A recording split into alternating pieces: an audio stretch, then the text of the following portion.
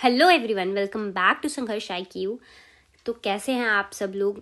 I hope आप सब बहुत अच्छे होंगे। और ये सब तैयारी करने से पहले मैं छोटी सी बात करना चाहूँगी। आई नो फेस्टिवल सीज़न ख़त्म हुआ है तो एकदम से तैयारी ऑन ट्रैक आने में थोड़ा टाइम लगता है। बट आपने वो कोट सुनी है ना, फॉल 7 times गेट अप 8। तो ठीक है, हम सब गिरेंगे तैयारी करते करते। कई बार ऐसा टाइम आएगा कि रुकना पड़ता है, मतलब सर्कमस्टांसेस ऐसे हो जाते हैं, त्यौहार है या कुछ घर में कोई फंक्शन है, कुछ है।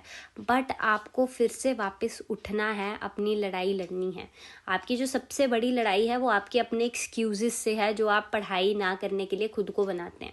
तो अपने एक्सक्यूज़ेस से ऊपर उठना है। हम सबको ये लड़ाई जीतनी है और जीतने के लिए थोड़ा हौसला तो बुलंद करना पड़ेगा।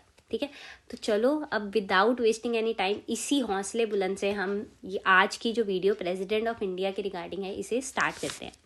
तो सबसे पहले इंट्रोडक्शन की बात करते हैं। हमारे इंडिया के अंदर पार्लियामेंट्री टाइप ऑफ गवर्नमेंट है, जहाँ पे जो प्रेसिडेंट है वो कॉन्स्टिट्यूशनल हेड हैं स्टेट के। इनके पास जो पोजीशन है वो वही सेम पोजीशन है जो इंग्लैंड के पास किंग में है, जो किंग के पास है इंग्लैंड के अंदर। Office of president came into existence immediately after the constitution was adopted, जो कि 26 नवंबर 1949 को हुआ था। जैसे ही हमारा कॉन्स्टिट्यूशन अडॉप्ट हुआ, साथ ही साथ हमारा जो ऑफिस ऑफ प्रेसिडेंट है वो एग्जिस्टेंस में आ गया था। रिपब्लिक डे के तक हमने वेट नहीं की थी। He is part of union executive. तो आपको याद रखना है, यहाँ पे ये लिखा भी हुआ है कि वो एग्जीक्यूटिव हेड होते हैं, तो एक पार्ट है वो यूनियन एग्जीक्यूटिव का। और एग्जीक्यूटिव से रिलेटेड पोजीशन हमारे जो प्रोविजंस हैं वो 52 से 78 के अंदर है।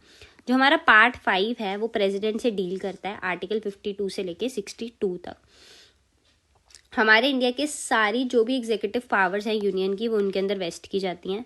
हमारे इंडिया में उनको फर्स्ट सिटीजन की तरह ट्रीट किया जाता है। वो यूनिटी, इंटेग्रिटी एंड सॉलिडारिटी के सिंबल हैं। और जो वारंट ऑफ प्रेसिडेंस होती है, जो पोजीशंस होती हैं, उसके अंदर जो प्रेसिडेंट है वो टॉप रैंक पे आता है, सबसे ऊपर आता है। तभी इन्हें फर्स्ट सिटीजन ऑफ इंडिया भी बोला जाता है। हम प्रेसिडेंट को बेटर अंडरस्टैंड करते हैं इस सारे टॉपिक को MCQs के द्वारा। तो जो पहला हमारा MCQ है वो है who appoints the chairman of UPSC। तो प्रेसिडेंट ही हैं जो UPSC के चेयरमैन को अपॉइंट करते हैं, और ये पावर उन्हें आर्टिकल 316 के अंदर दी गई है, जहाँ पे ये बात की गई है कि chairman and other members of public service commission, union public service commission, वो सब अपॉइंट किए जाएंगे by the president.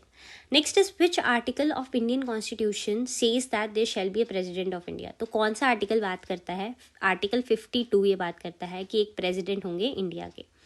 The 5-year term of the president is calculated from the, कब से कैलकुलेट की जाती है? तो ये उसी दिन से कैलकुलेट की जाती है जिस दिन वो अपना चार्ज एज्यूम करते हैं।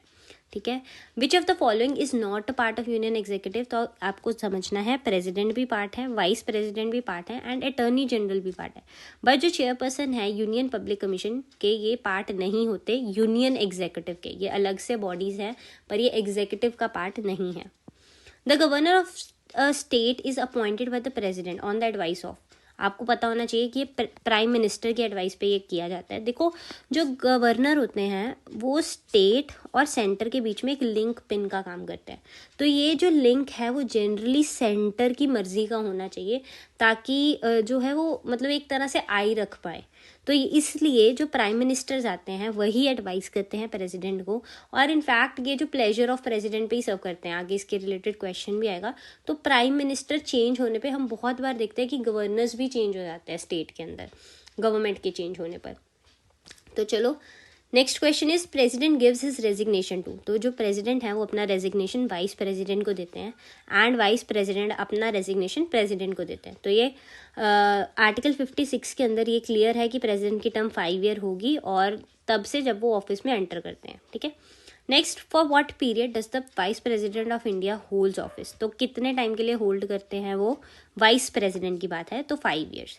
देखो, वाइस प्रेसिडेंट क्या है, उनके बारे में ये बात होती है कि वो एक्स ऑफिशियो चेयरपर्सन होते हैं राज्यसभा के। और राज्यसभा की टर्म हमने देखी है कि 6 years होती है, और 1/3 मेंबर एवरी 2 years जो है रिटायर हो जाते हैं। तो जनरली वहाँ के जो मेंबर्स की टर्म है वो 6 year होती है। तो हमें लगता है कि क्योंकि vice president ex officio chairperson है तो इनकी टर्म भी 6 years होगी। बट ऐसा नहीं है, प्रेसिडेंट की तरह इनकी भी जो टर्म है वो 5 years की होती है। ठीक है, next question is the executive actions of the government are carried out under whose name. तो सारे एग्जीक्यूटिव एक्शंस गवर्नमेंट के प्रेसिडेंट के नाम पे किए जाते हैं। Who among the following holds office during the pleasure of the president, ये हम पहले अभी देख के मैंने आपको बताया, तो गवर्नर, ठीक है।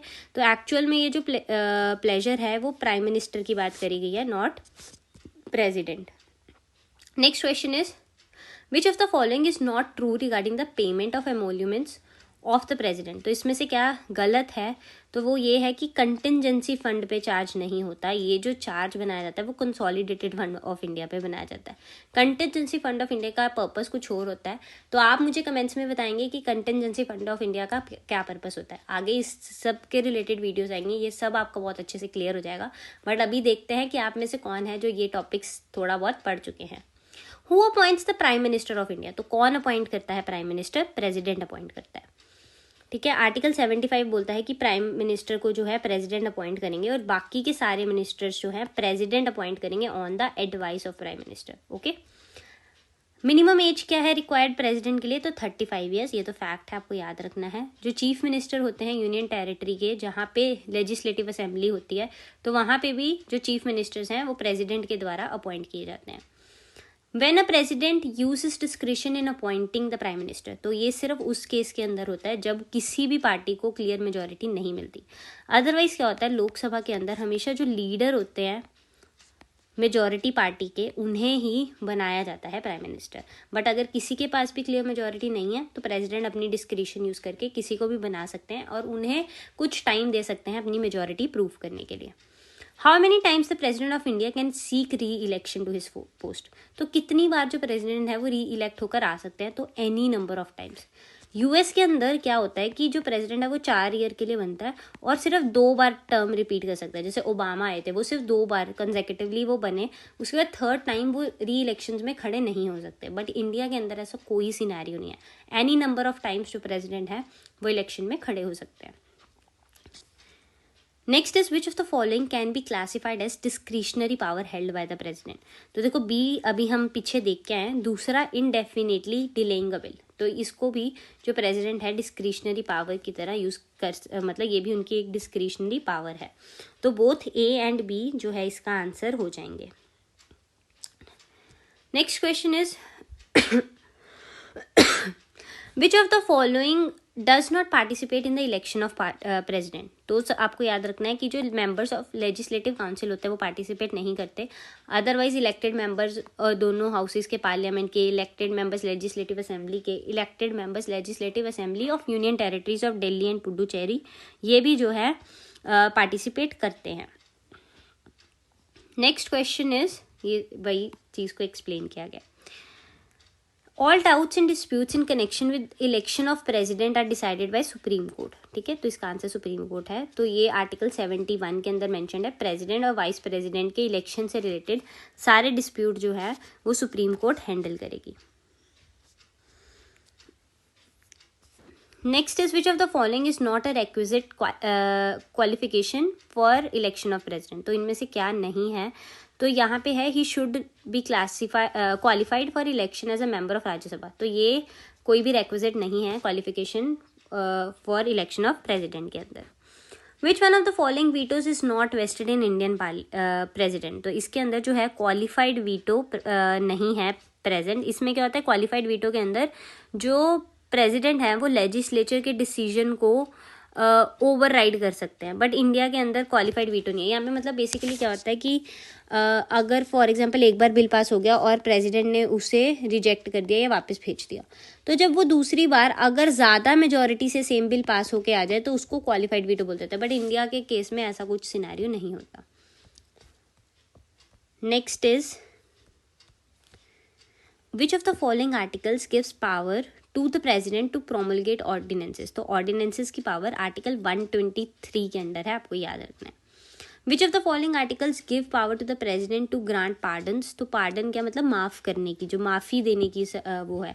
अगर आपको याद हो तो जो निर्भया केस हुआ था उसके अंदर क्या था कि जो वो लड़के जो आरोपी थे उन्हें फांसी की सजा दी गई थी, तो वो प्रेसिडेंट से पार्डन मांग रहे थे। तो यहाँ पे प्रेसिडेंट के पास कुछ पार्डनिंग पावर्स होती हैं। तो ये जो पार्डनिंग पावर्स हैं वो कौन से आर्टिकल के अंदर मेंशन्ड है? आर्टिकल 72 के अंदर, ठीक है। नेक्स्ट क्वेश्चन यहाँ पे यही लिखा हुआ है, इस पार्डनिंग पावर के अंदर क्या होता है, वो रिप्रीव कर सकते हैं, रेस्पाइट, रेमिशन और कम्यूटेशन। या तो मतलब वो बिल्कुल आपको बाइज्जत बरी भी कर सकता है, प्रेसिडेंट बिल्कुल ही पार्डन कर सकता है, आपको रिस्पाइट दे सकता है, रिप्रीव कर सकता है, मतलब क्या है कि आपकी सज़ा को कम किया जा सकता है, आपकी सज़ा के नेचर को जो है चेंज किया जा सकता है, या फिर कोई लेसर टाइप की पनिशमेंट आपको दी जा सकती है। तो ये सारी चीज़ें जो है प्रेसिडेंट कर सकता है अपनी पार्डनिंग पावर के अंदर। विच of the following statement is correct, तो इसमें से कौन सी स्टेटमेंट है जो करेक्ट है, वो है कि governor of the state office hold करता है during the pleasure of president, ये हम ऑलरेडी देख चुके हैं। तो बाकी की जो सारी स्टेटमेंट्स हैं वो गलत है। जो चीफ इलेक्शन कमिश्नर है इंडिया का, वो ऑफिस ये during the pleasure of president नहीं है। फिर prime minister can only be remove by resolution passed by both houses of parliament, तो बोथ हाउसेज ऑफ पार्लियामेंट का यहाँ पे कोई रूल नहीं है, सिर्फ लोकसभा का रूल है। जो स्पीकर ऑफ लोकसभा है can be removed at the pleasure of president, तो जी नहीं, ऐसा भी नहीं हो सकता। Next, who among the following is entitled to establish inter state council, तो ये पावर भी प्रेसिडेंट को ही हमारे कॉन्स्टिट्यूशन के अंदर दी गई है। तो ये आर्टिकल 263 के अंडर पावर जो है हमारे कॉन्स्टिट्यूशन के पास है कि ये कॉन्स्टिट्यूशनल बॉडी सेटअप कर सकते हैं, inter state council. Who is referred as supreme commander of defence forces in India, तो अगेन प्रेसिडेंट को supreme commander of defence forces भी बोला जाता है इंडिया के अंदर। इसमें आर्मी, नेवी एंड एयरफोर्स तीनों डिवीजन के लिए बोला जाता है, ठीक है। Next is for president impeachment which type of majority is required, तो प्रेसिडेंट की इम्पीचमेंट के लिए ऐसी मेजोरिटी चाहिए जो बहुत टफ है अचीव करना, तो ऑब्वियसली 2/3 ऑफ टोटल मेंबरशिप की मेजोरिटी चाहिए। मतलब अगर आपके पास फॉर एग्जाम्पल लेट्स से आपके पास मेंबर है 99, तो इसका 2/3, वो भी टोटल मेंबरशिप का, इवन इफ आप लगा लो वहाँ पे 70 लोग प्रेजेंट है, प्रेजेंट एंड वोटिंग सिर्फ 70 लोग हैं, तो उसमें से भी आपको 66 वोट्स चाहिए, total membership, not present and voting, ठीक है। When a president is to be impeached, किसके लिए इम्पीच किया जा सकता है, either for the violation of the constitution, ठीक है, उनके ऊपर क्या लगाया जाता है चार्ज कि उन्होंने कॉन्स्टिट्यूशन की वायलेशन किया है, तो उसके लिए उनको इम्पीच किया जा सकता है। तो ये जो चार्ज है either house of the parliament पे लगा सकता है, फिर इसको पूरा प्रूव किया जाता है, नोटिस दिया जाता है, बहुत सारी इसके अंदर वो होती है, और फिर 2/3 ऑफ द टोटल मेंबरशिप से अगर ये बिल पास हो जाए तो प्रेसिडेंट इम्पीच हो जाते हैं। विच of the following statement is not correct, अब आपको ये बताना है कि इनमें से कौन सा आर्टिकल जो है वो सही मैच नहीं हुआ। तो आर्टिकल 56 ओथ बाय प्रेसिडेंट नहीं है, आर्टिकल 56 है term of office of president, बाकी सारे ये सही है। 61 में इम्पीचमेंट की बात की गई है, 55 में मैनर ऑफ इलेक्शन की बात की गई है, 52 द प्रेसिडेंट ऑफ इंडिया, और 56 है term of office. Who has the authority as to which caste shall be deem to be scheduled caste, तो ये अथॉरिटी भी प्रेसिडेंट के पास है हमारे कॉन्स्टिट्यूशन के अंदर। Next is who may seek the advice of supreme court on constitutional as well as other matters तो of law, तो यहाँ पे सुप्रीम कोर्ट से एडवाइस लेने की पावर भी प्रेसिडेंट के पास है। तो ये आर्टिकल 143 के अंदर उनको पावर दी गई है, और सुप्रीम कोर्ट जो है एडवाइजरी जुरिस्डिक्शन, जब भी प्रेसिडेंट को किसी भी मैटर ऑफ लॉ पे पब्लिक इंपॉर्टेंस के लिए कोई भी एडवाइस लेनी है तो वो सुप्रीम कोर्ट से ले सकते हैं। Under which pardoning power of the president duration of sentence reduced without changing it's character, तो किसके अंदर हम सेंटेंस जैसे 10 साल की सजा को 8 में कर दिया बट उसके कैरेक्टर को चेंज नहीं करते, तो ये है रिमिशन, ठीक है। जब आप सजा कम कर रहे हो पर कैरेक्टर चेंज नहीं कर रहे हो, रिग्रेस है तो रिग्रेस ही मिलेगी, सिंपल है तो सिंपल ही रहेगी। The power to summon the house of parliament is vested with the president again. The chairman of Rajya Sabha, अब ये हमने पीछे भी देखा था, तो वाइस प्रेसिडेंट जो है वो चेयरमैन है, एक्स ऑफिशियो चेयरमैन है राज्यसभा के। The resolution of removing the vice president of India can be moved in, vice president को रिमूव करने के लिए कहाँ पे जाएगा, तो ये जो है राज्यसभा अलोन के अंदर जो है मूव किया जाता है। तो यहाँ पे हमारी ये वीडियो खत्म हुई। आई होप आपको ये क्वेश्चंस जो हैं अच्छे से तैयार हो गए। ये सारे बहुत ज़्यादा इंपॉर्टेंट क्वेश्चंस हैं, एक बार इसको फिर से रिपीट करके क्वेश्चंस देख लीजिए। पीडीएफ के लिए हमारे टेलीग्राम ग्रुप के अंदर जाइए, आपको वहाँ पे सारे पीडीएफ मिल जाएंगे। चैनल को सब्सक्राइब करना ना भूलिएगा, वीडियो को लाइक करें और शेयर करें ताकि हम और भी ऐसी वीडियोज़ आपके लिए लाते रहें। Thank you.